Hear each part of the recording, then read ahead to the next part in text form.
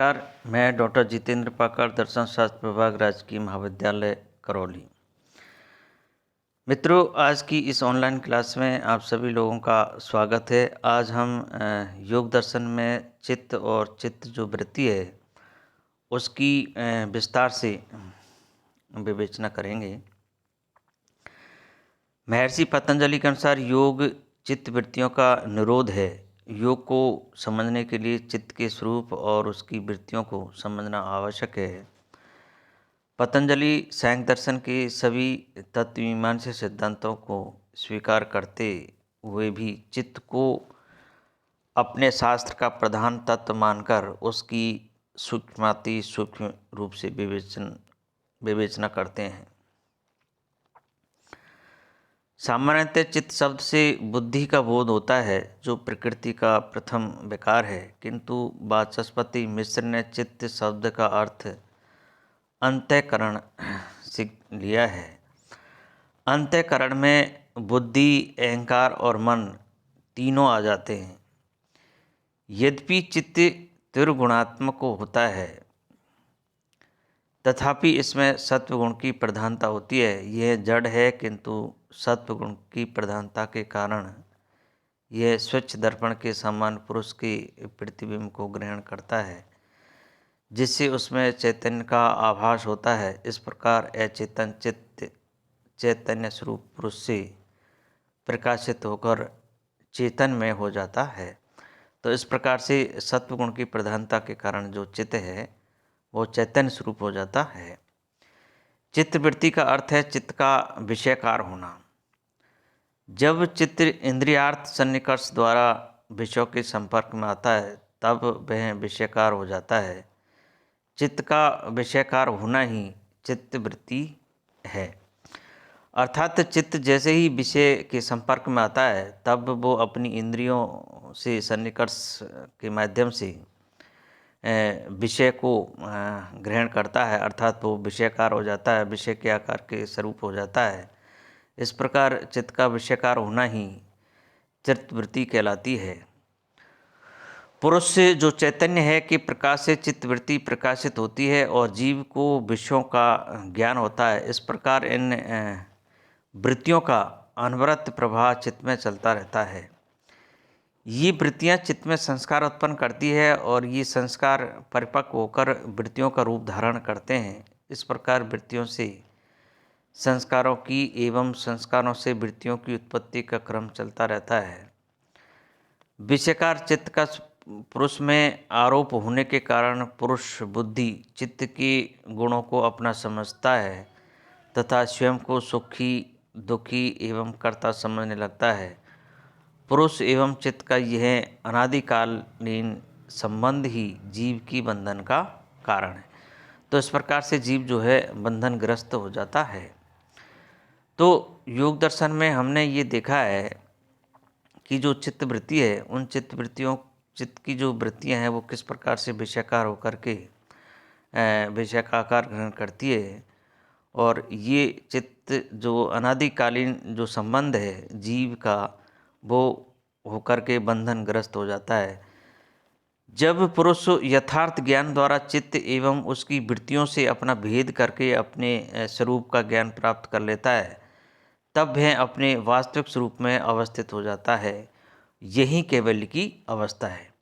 तो इस प्रकार से जो कैवल्य की अवस्था है, चित्त एवं उसकी वृत्तियों से अपना भेद करके अपने स्वरूप का ज्ञान प्राप्त कर लेता है, अपने जो वास्तविक स्वरूप है, तब वह अपने वास्तविक स्वरूप में अवस्थित हो जाता है और इसी को हम कैवल्य अर्थात मोक्ष की अवस्था कहते हैं। अब ये वृत्तियाँ 5 प्रकार की होती है: प्रमाण, विपर्य, विकल्प, निद्रा और स्मृति। अब इन पांचों जो वृत्तियाँ हैं, उन पांचों वृत्तियों की हम एक एक करके व्याख्या करते हैं। सर्वप्रथम है प्रमाण। सत्य ज्ञान को प्रमा कहा जाता है। प्रमा के साधनों को प्रमाण कहते हैं, अर्थात जिन साधनों से प्रमा की उपलब्धि होती है उन्हें प्रमाण कहते हैं। योग दर्शन भी सांख्य दर्शन की भांति 3 प्रकार के प्रमाण मानता है: प्रत्यक्ष, अनुमान और शब्द। ये बात हम आपको पूर्व में बता चुके हैं कि योग दर्शन सांख्य दर्शन के समस्त सिद्धांतों को ज्यों का त्यों मानता है, केवल एक ईश्वर को मानता है अलग से, जिससे वह 26 तत्वों की व्याख्या करता है। तो ये जो प्रमाण है, प्रमाण भी प्रत्यक्ष अनुमान शब्द जो सांख्य दर्शन मानता है उनको योग दर्शन भी इसी प्रकार मानता है, जिनकी विवेचना हम सांख्य दर्शन के संदर्भ में कर चुके हैं। यहाँ विस्तार से हम इनकी बात नहीं करेंगे। तो ये इस प्रकार के ये यहाँ प्रमाण है। दूसरा है विपर्य। किसी वस्तु के असमान धर्म का बोध कराने वाली चित्तवृत्ति विपर्य कहलाती है, जिसे मिथ्या ज्ञान भी कहा जाता है। इस विपर्य का मतलब मिथ्या ज्ञान। जैसे रज्जु सर्प ज्ञान, इस वृत्ति की विशेषता यह है कि इसका प्रमाण वृत्ति के द्वारा बाधित होता है। वाचस्पति मिश्र और विज्ञान भिक्षु संशय को भी इसी कोटि में रखते हैं। तो इस प्रकार से ये विपर्य है। जैसे रज्जु सर्प का मतलब है कि रज्जु जो रस्सी जिसको हम कहते हैं, वो सर्प की कोटि के रूप में हमें दिखाई देती है। यानी अंधेरे में जब कोई रस्सी पड़ी रहती है तो रस्सी ने समझ करके हमको सर्प का जब ज्ञान होता है, सर्प का आभास होता है, तो ये इस प्रकार का जो ज्ञान होता है वो विपर्य ज्ञान की श्रेणी के अंतर्गत आता है। तीसरा है विकल्प। यह शब्द ज्ञान से उत्पन्न होने वाली वृत्ति है। जब हमें किसी ऐसी वस्तु का बोध होता है जिसका संसार में अत्यंताभाव हो, जैसे बंध्यापुत्र का कोई अस्तित्व नहीं है, लेकिन फिर भी उसका हमें ज्ञान होता है, तो ये विकल्प की श्रेणी में आता है। ऐसा बोध कराने वाली वृत्ति को विकल्प कहते हैं। चैतन्य और पुरुष में अभेद होने पर भी चैतन्य को पुरुष से भिन्न समझना विकल्प है। यानी चैतन्य और पुरुष में अभेद है, कोई भेद नहीं है। अभेद होने पर चैतन्य को पुरुष से भिन्न समझने लगता है, तो वो विकल्प की श्रेणी के अंतर्गत आता है। इसके बाद में जो चौथी जो वृत्ति है वो है निद्रा। सुषुप्त अवस्था में चित्त की जो वृत्ति होती है उसे निद्रा कहते हैं, जिसमें जागृत और स्वप्न दोनों अवस्थाओं का अभाव होता है। निद्रा को ज्ञान रूप माना जाता है, क्योंकि जागने पर व्यक्ति को अनुभव होता है कि उसे कैसी नींद आई। यह जागृत एवं स्वप्न के अभाव का आलंबन है, तो ये निद्रा कहलाती है। इसकी पांचवी जो वृत्ति है वो है स्मृति।